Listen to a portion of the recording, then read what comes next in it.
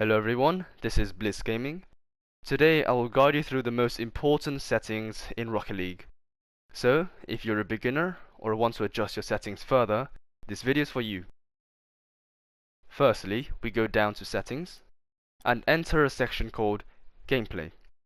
First several options are not very important, so we leave them as default. Then we go down to the option called Force Default Team Colors.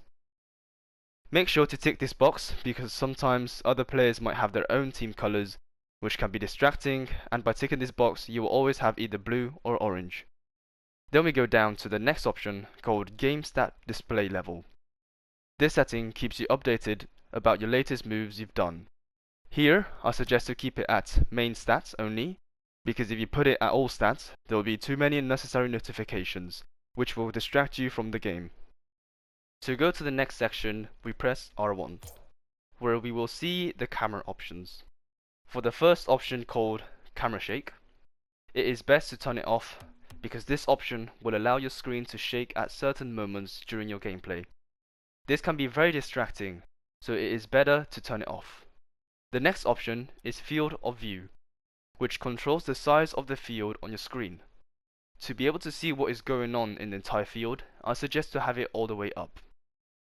For the distance, height, and angle, I suggest to keep it all in the mid-range, as having it either too high or too low makes it hard to play. And for the rest of the options, we will keep it default. Next, we will enter the section called Controls. Before changing anything, it is important to disable controller vibration down here, as the vibration can cause distraction or misclicking. Now, when we go back up and enter the bindings, we can see my custom presets. There is no strict right or wrong preset. This is just my personal preference, so you can copy it if you want to or not. I made some changes such as having the boost as R1, as for me this is more accessible. Then we go down to air roll right, and I suggest to place it on L3 as it will make a mechanic that I will teach further on much easier. Lastly, I changed the air roll left to circle as it felt most comfortable. Now we go to interface, and the first important thing is the nameplate scale. The nameplate scale shows the location of all the players, so to identify where everyone is, I suggest to have it all the way up. For all these boxes, most of them are necessary, so I suggest to keep only the first and the last two ticked. Why? The first box allows the players to know whether they have connection issues. The ball arrow allows the player to know where the ball is even when they are not looking at the ball. And the option to convert platform friends is optional. For the video section, I would keep the first option default and untick the rest of the boxes, as these options all serve as a distraction, such as the weather effects, the light shafts, and lens flares.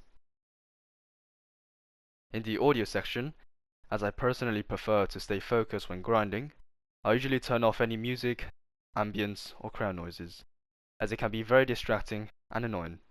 However, if you want to experience the game at its fullest, feel free to change the settings to your preferences. Lastly, for the quick chat settings, I keep the default options, while for the rest of the options, I have everything turned off to minimize distraction or verbal conflict with teammates or opponents. So that is all for today. Don't miss out on the upcoming video where I will be giving my personal opinion on the car customization. Thank you for watching, and if you found this video useful, please give it a like and subscribe to my channel.